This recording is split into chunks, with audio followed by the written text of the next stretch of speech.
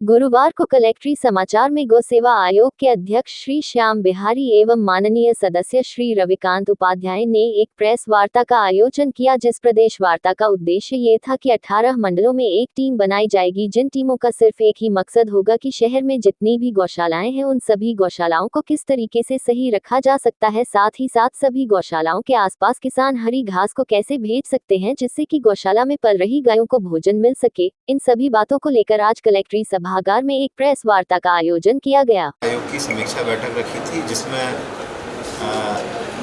मैं अध्यक्ष हूँ और मेरे 2 उपाध्यक्ष हैं और 3 हमारे सदस्य हैं। 3 टीमें बनाई गई हैं और उत्तर प्रदेश में जो 18 मंडल हैं उनमें से 6 मंडल को प्रथम चरण में हम लोगों को निरीक्षण करना है, गौशाला जाना है और गौशालाओं में जो 50 रुपये प्रतिदिन या 1500 रुपये प्रतिमाह जो भोजन की व्यवस्था के लिए दिया जा रहा है शासन के द्वारा, उसका पूरा का पूरा उपयोग हो और हरे चारे का प्रबंधन करना आवश्यक है। हरा चारा यदि होगा तो हरा चारा लगभग 3 रुपये किलो, 2.5 रुपये किलो पड़ जाता है।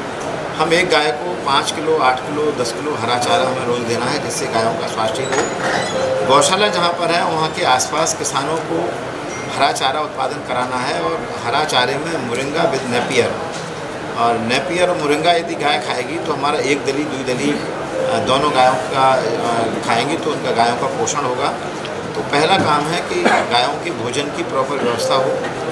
उनका जो संचालन का काम है वो अब धीरे धीरे करके महिला स्वयं सहायता समूह, एफपीओ, गौ सेवी संस्थाओं को सुपुर्द करना है, क्योंकि जो लोग गौ सेवा से पहले से जुड़े हुए हैं, गौ सेवा का काम कर रहे हैं, ये लोग जो है वहाँ का जो गौशाला है वहाँ के आसपास के समाज को शादी की सालगिरह है, बच्चों का जन्मदिन है या किसी मांगलिक कार्यों में समाज को गौशाला से जोड़ना। गौशाला केवल सरकार का विषय नहीं है, सरकार का सहयोग और समाज की अग्रणी भूमिका, इन दोनों को जब हम जोड़ेंगे तो हमारे गायों का संरक्षण भी होगा, संवर्धन भी होगा। और दूसरा, इन गौशालाओं को आत्मनिर्भर बनाना है। तो गौशाला में जो हमारा गौमूत्र है, जो गोबर है, उस पर बायोगैस हो, प्राकृतिक खेती हो और हर गौशाला से 100 किसानों को जोड़ना है। 100 किसान उस गौशाला में जितना मूत्र गोबर निकल रहा है उससे गोबर गैस की स्लरी निकलेगी।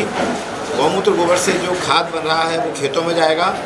और बायोगैस के कारण क्या है कि हमको जो आज जो एलपीजी की थोड़ी दिक्कत आने वाली है, या जो इस समय जो गर्भ वार चल रहा है उसके कारण एलपीजी, डीएपी, यूरिया पर जो संकट आने वाला है, उनकी सप्लाई चेन में बाधा आ रही है, इस सब की दूरी, इसकी पूर्ति कोई कर सकता है। तो हमारा जो गौवंश है, जो उत्तर प्रदेश में लगभग 1 करोड़ 90 लाख गौवंश है, जी हमारी समस्या का समाधान बन जाएगा।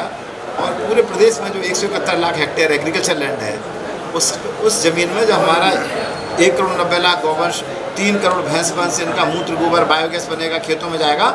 तो जो सॉइल में ऑर्गेनिक कार्बन है जो 2.5-3% हुआ करता था, आज घटते घटते 0.3% बचा है। यानी हमको आने वाले समय में अच्छी धरती, अच्छा पानी, अच्छे पेड़ पौधे, अच्छी हवा बच्चों को सौंप के जाना है।